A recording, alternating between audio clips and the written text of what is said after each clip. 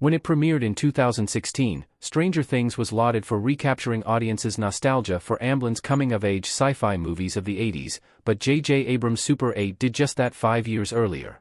Stranger Things combines the small-town thrills of Stephen King novels with the coming-of-age warmth of Stand By Me and The Goonies.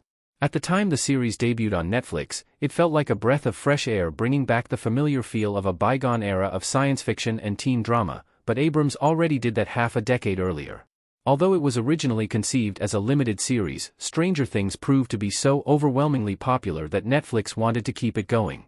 The show has been a consistent hit with viewers for 3 additional installments, with a 5th and final season on the way, expected to be released in 2025.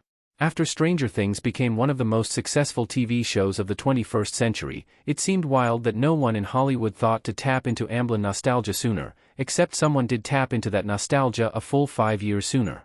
Super 8 has a weirdly similar premise to Stranger Things. They're both period pieces about small-town teens contending with the supernatural. The premise of Super 8 is oddly similar to that of Stranger Things.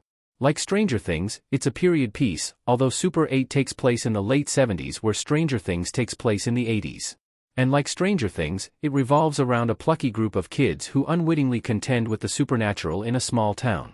Whereas Stranger Things' town of Hawkins is threatened by monsters who come from a parallel dimension to attack local kids, Super 8's town of Lillian is threatened by a malevolent alien visitor.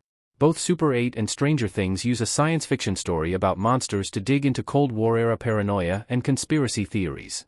Super 8 was the first original movie that Abrams directed, and remains his only directorial feature that isn't based on a popular IP.